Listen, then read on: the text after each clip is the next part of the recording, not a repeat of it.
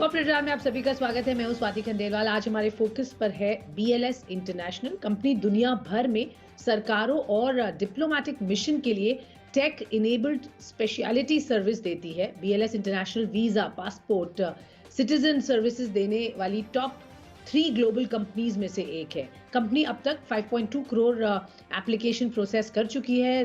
60 देशों से ज्यादा में कंपनी के कामकाज है। वहीं 46 से ज्यादा सरकारें कंपनी की क्लाइंट है। तो जबरदस्त यहाँ पर ऑपरेशन है कंपनी का। अगर कंपनी के नतीजों पर एक बार नजर डालेंगे और उसी वजह से कंपनी आज हाईलाइट पे है। आय 50% बढ़कर 225 करोड़ रुपए के करीब है। मुनाफा भी 100% बढ़कर 28 करोड़ रुपए तक पहुंच गया है। मार्जिन भी 3% बढ़ा है और उसी की वजह से आप देखिए आज कंपनी में काफी एक्शन दिख रहा है। अच्छे नंबर्स का नतीजा है और कंपनी में स्ट्रॉन्ग नंबर्स का इस वक्त ट्रेंड दिख रहा है। बट नतीजे और आगे के आउटलुक पर विस्तार से बात करने के लिए इस वक्त कंपनी के joint managing director Shikhar Agarwal हमारे साथ शो में जुड़ रहे हैं। शिखर, गुड आफ्टरनून। बहुत बहुत शुक्रिया आपने हमारे साथ बात करने के लिए समय निकाला। सबसे पहले तो बधाई हो सर, बढ़िया नंबर्स दिख रहे हैं। पहले तो बताइए कि लग रहा है कि अब business is back to normal. कितने एक्सटेंड तक इसको मान लिया जाए और क्या ये प्री कोविड लेवल्स पर पहुंच गया है? थैंक यू स्वाति जी, आपने अपने प्रोग्राम में मुझे बुलाया। जैसे आप जानते हैं बीएलएस आज की डेट में 62 कंट्रीज से ज्यादा काम कर रहा है और 46 क्लाइंट्स से ज्यादा हमारी गवर्नमेंट जिनके साथ हम काम कर रहे हैं। जो आप नतीजे देख रहे हैं, हमने 227 करोड़ का रेवेन्यू करा है और 28 करोड़ से ज्यादा का पैट करा है इस क्वार्टर में, जो मोर देन 70% की ग्रोथ है कंपेयर टू लास्ट ईयर। ये हमारा सारा रिजल्ट स्टिल खाली 50% नंबर्स पे आया है वीजा के।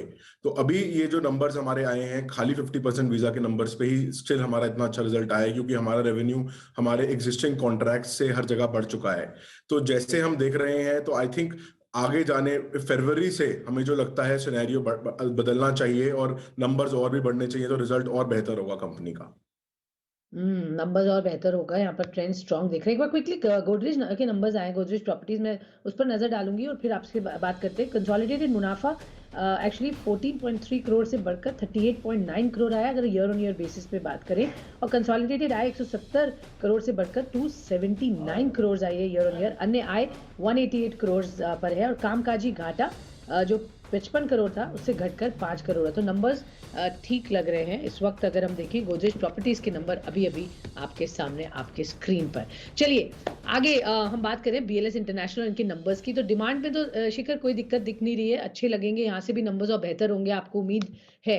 तो मैं ये जानना चाहूंगी कि अब क्योंकि अभी भी रिस्ट्रिक्शंस है कुछ इकोनॉमीज में और अब वो स्लोली हट भी रही है, तो सिचुएशन ओवरऑल ग्लोबल लेवल पर कैसे देखेंगे और उसका असर क्या जो कमिंग क्वार्टर है उसमें दिखेगा?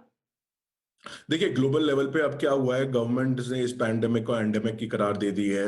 तो ग्लोबली हर सब कुछ खुल चुका है। पूरे यूरोप की अगर हम बात करें, तो वो चाहते हैं कि ज्यादा से ज्यादा टूरिस्ट आए, जिसकी वजह से उनकी इकोनॉमी जो 2 साल से बंद थी वो वापस चालू होनी शुरू करे। तो अगर आप स्पेन जाना चाहें अभी इंडिया से, तो कोई रिस्ट्रिक्शन नहीं है, आपको खाली यहाँ पे कोविड टेस्ट कराना है और आप जा सकते हैं।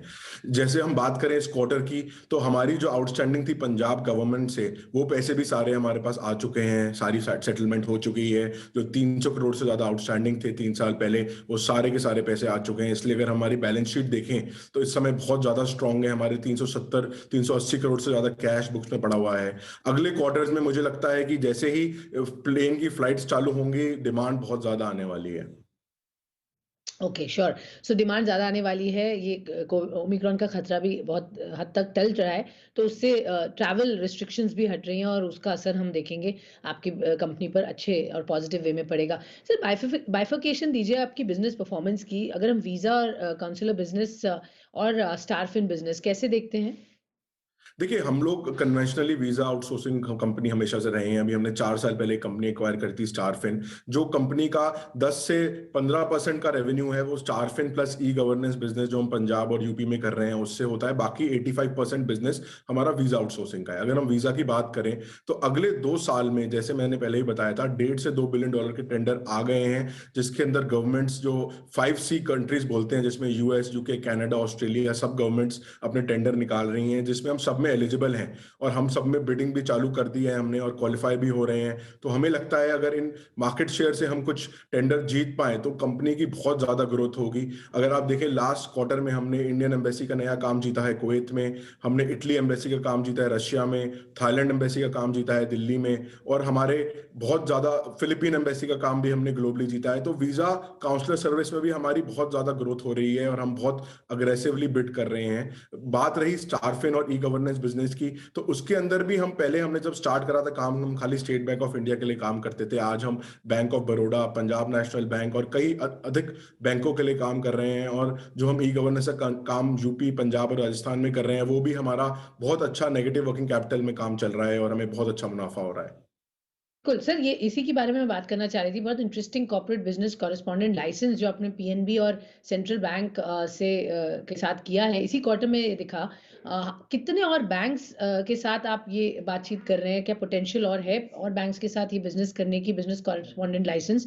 और पोटेंशियल क्या दिखता है in terms of revenue growth from here?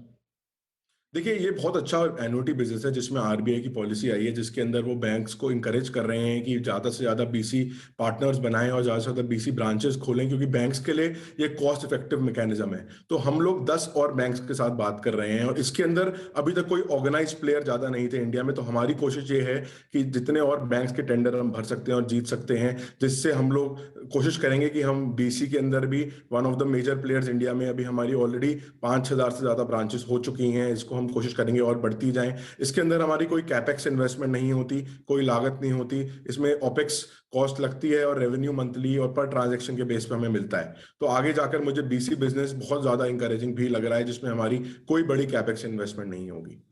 Fantastic. तो इन्वेस्टमेंट नहीं है ज़्यादा और बढ़िया इसके रिटर्न्स हैं, जैसा आप बता रहे हैं, और आगे भी ये बढ़ेगा। सर, इंश्योरेंस लाइसेंस जो कंपनी जिसके बारे में बात कर रही है पिछले कुछ क्वार्टर से, उस पे अपडेट दीजिए। क्या एग्जैक्टली हुआ है वहाँ पर और क्या उम्मीद करें, वो किस तरह से बिजनेस पैन आउट होके आएगा? आपका कब उसमें एंट्री होगी? देखिए, हम लोग जो 5,000 बीसी पॉइंट चला रहे हैं इंडिया के अंदर, इसके अंदर हम लोग ऑलरेडी बहुत ज़्यादा 1 लाख 1.5 लाख से ज़्यादा ट्रांजैक्शन डेली की कर रहे हैं। तो इन लोगों को इंश्योरेंस की सारी सर्विसेज की रिक्वायरमेंट होती है। तो इसके लिए बहुत सारी इंश्योरेंस कंपनीज हमें अप्रोच करती हैं कि अगर आप हमारे प्रोडक्ट्स सेल कर सकते हैं, तो उसके लिए हमें एक लाइसेंस लेना पड़ता है, जिसके तहत ही हम स्टार्ट कर सकते हैं, जिससे हमें बहुत मोटा रेवेन्यू आएगा। तो हम लोग अभी आईआरडीए से बात कर रहे हैं कि इस ये नई टाइप की सर्विस है जो अभी तक नहीं दी गई है, कैसे इसको हम स्टार्ट कर सकते हैं और कैसे इसका लाइसेंस हम लेकर इस रेवेन्यू को स्टार्ट कर सकते हैं। तो ये बहुत जल्दी ही हमारी बुक्स में रेवेन्यू आना शुरू होएगा। ओके, यहाँ पर इसका रेवेन्यू बहुत जल्द बुक्स में आना है। सर, कोई टाइमलाइन दे सकते हैं आप? आई थिंक इस साल के अंदर हमारी प्लानिंग है कि विद इन 6 मंथ्स हम लोग इसका रेवेन्यू भी बुक करना स्टार्ट करें। और कितना, रफली कितना होगा रेवेन्यू? अभी बहुत नई चीज है, हमने आज तक ये करा नहीं है ट्राई, बट जो डिमांड लग रही है बहुत इंकरेजिंग। तो एक बार स्टार्ट होता है तभी कोई नंबर पे कमेंट करने का फायदा है, जैसे ही रेवेन्यू के नंबर स्टार्ट होते हैं। Okay, sure. आपने पंजाब वाली बात करी सर, पंजाब गवर्नमेंट से वो सेटलमेंट हुआ है, थोड़ा सा उस पर बताइए सर, क्योंकि आई थिंक आपके रिलीज में ये बताया गया है कि फुल एंड फाइनल सेटलमेंट जो ओल्ड कॉन्ट्रैक्ट था पंजाब गवर्नमेंट का, वहां पे आपने एक नेट राइट ऑफ लिया है of almost 7 crore. Correct. Basically इसमें कुछ नेट रिसीवेबल हुआ और कितना रिसीव हुआ है? और इसी तरीके के कुछ और आपके अनसेटल्ड क्लेम्स हैं किसी और गवर्नमेंट से जो आप उम्मीद कर रहे आएंगे? तो हमारे अगर आप बात करें पंजाब गवर्नमेंट का जो हम पुराना कॉन्ट्रैक्ट चला रहे थे, उसमें एक टाइम पे 300 करोड़ से ज्यादा आउटस्टैंडिंग थे, जो सारे के सारे पैसे एज ऑफ येस्टरडे रिकवर हो चुके हैं। उस 300 करोड़ के अंदर हमने 6 से 7 करोड़ का राइट ऑफ लिया है जो फाइनल सेटलमेंट हुई थी। तो बाकी हमारे सारे पैसे आ चुके हैं, वो भी एक बात करें तो इंटरेस्ट की ही पेमेंट थी। तो इसलिए हमारे पास सारे पैसे आ गए हैं। हमारे पास अब जीरो आउटस्टैंडिंग है आज की डेट में। किसी और गवर्नमेंट से हम लोग मॉडल हमारा है ही नहीं आउटस्टैंडिंग का, हम सारा कैश बेसिस पे काम करते हैं। यहाँ की कि हम लोग जो नया कॉन्ट्रैक्ट कर रहे हैं पंजाब गवर्नमेंट के साथ, वो भी हम लोग कैश बेसिस पे काम कर रहे हैं, जिसमें हम अपफ्रंट पैसा कलेक्ट करते हैं लोगों से। तो अब कोई जीरो आउटस्टैंडिंग है कंपनी की, कोई आउटस्टैंडिंग नहीं है, जीरो डेट कंपनी है। और हमारे पास कैश पड़ा है, जिसको हम देख रहे हैं आगे कैसे हम ग्रोथ में लगा सकते हैं, एक्विजिशन में लगा सकते हैं। और जो नए कॉन्ट्रैक्ट आने वाले हैं हमारे पास, जैसे हम लोग यूएस गवर्नमेंट की बात करें और गवर्नमेंट की बात करें, तो कैसे ये पैसा डिप्लॉय होगा उन सेंटर्स को बनाने में। बिल्कुल, आपने बात की कैश की और मैं वही मेरा अगला सवाल था, आपके पास अच्छा खासा 370 करोड़ रुपए तक का कैश दिख रहा है। आपने कहा एक्विज़िशंस आप उसमें देख सकते हैं। किस तरीके के एक्विज़िशंस पर सर आपकी नज़र है? क्या टिकट साइज़ होगा? क्या एरिया होगा जो आपको लगता है एनहांस करेगा आपके ऑपरेशंस को? ऑब्वियसली टेक स्पेस है बट उसमें भी अगर आप थोड़ा और उसको हमें एग्ज़ैक्ट स्पेसिफिक्स दें कि किस एरिया में आप एक्विज़िशन देख रहे हैं? देखिए हम लोग बेसिकली देखा जाए तो टेक्नोलॉजी बेस्ड कंपनी है जो हमारा जितने ऑफिस चलते हैं हमारे टेक सॉफ्टवेयर के बेसिस पे चलते हैं लोग सारे हमारे पास कंट्रोल होता है उसी के बेस पे एप्लीकेशन एक्सेप्ट होती है तो हम लोग एक्विजिशन दोनों ही वीजा काउंसलर सर्विस स्पेस में अगर आप देखें वर्ल्ड में 3 बड़ी कंपनी है और 1-2 रीजनल प्लेयर हैं तो हम 1-2 लोगों से भी बात कर रहे हैं अगर एक्विजिशन कर सकते हैं क्योंकि कोविड के टाइम पे छोटी कंपनीज ने ज्यादा प्रॉफिट नहीं करा और बात करें बैंकिंग कॉरेस्पॉन्डेंट बिजनेस की यहाँ पर भी हमें 1-2 अच्छे कंपनीज से बात चल रही है जिससे लेकर हमारा रेवेन्यू और प्रॉफिटेबिलिटी और आगे ग्रोथ के बहुत अच्छे पैरामीटर्स बढ़ सकते हैं। शिखर मैं आपसे एक क्विक सवाल ये जानना चाहूंगी बजट आया और गवर्नमेंट ने बहुत क्लियरली कहा कि ई पासपोर्ट्स पर अब फोकस होगा सरकार का FY 22-23 में हम देखेंगे रोल आउट होते हुए कैसे दिखता है इसमें अपॉर्चुनिटी आपके लिए स्पेसिफिकली और आप बिजनेस पॉइंट ऑफ व्यू से ये क्या मायने रखेगा आपकी जैसी कंपनीज के लिए आई थिंक ये बहुत बहुत ज्यादा इंकरेजिंग अनाउंसमेंट है स्वाति जी ये बजट में जो अनाउंस हुआ है ई पासपोर्ट इंट्रोड्यूस कर रही है गवर्नमेंट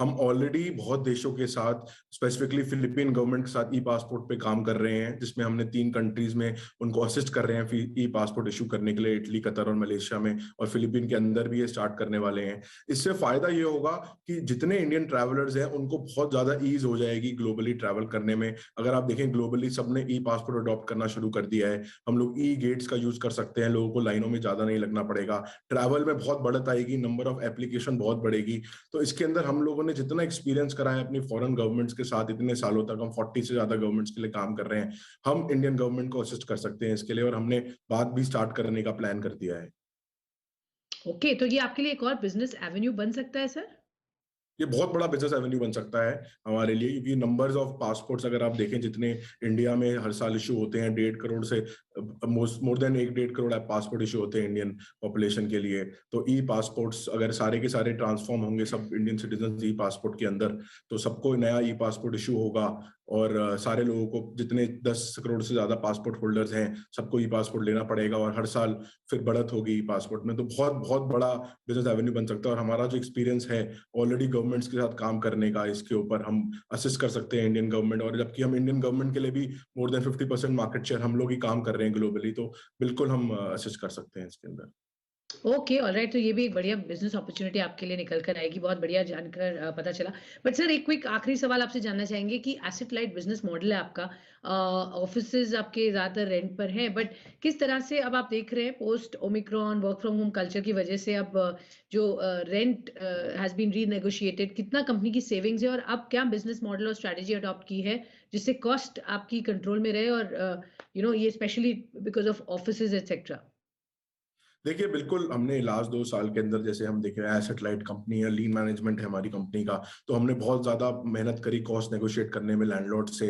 और अपने सारे एक्सपेंसेस कम करे हैं और हमें पता लग गया है हम अब कितनी कॉस्ट पे भी काम कर सकते हैं तो जैसे जैसे चीजें खुलती हैं तो उसी ऑफिस से हम काम नहीं कर सकते हमें ऑफिस बढ़ाने पड़ेंगे पर एक लेवल से ज्यादा कॉस्ट नहीं बढ़ेंगी तो डेफिनेटली हमारा प्रॉफिट मार्जिन अब बढ़ेगा इंडस्ट्री को भी समझ में आ गया है और टेक्नोलॉजी कैसे यूज करके हम अपनी कॉस्ट कम कर सकते हैं तो हमने ये सब कुछ सीख लिया है पर जैसे कि आप जानते हैं हमारा काम ये है कि लोग जितने ज्यादा हमारे ऑफिस में आएंगे उतना बड़ा ऑफिस हमें लेना पड़ता है तो उसकी वजह से रेंटल कॉस्ट तो हमारी एक मिनिमम लेवल तक ही नेगोशिएट हो सकती है पर हम बाकी खर्चे टेक्नोलॉजी की वजह से कम कर सकते हैं okay all right Shikhar Agarwal बहुत बहुत शुक्रिया आपने हमसे बात की और बताया किस तरह की बिजनेस प्रोस्पेक्ट्स दिख रहे हैं BLS इंटरनेशनल के और क्या है आगे का आउटलुक बहुत बहुत धन्यवाद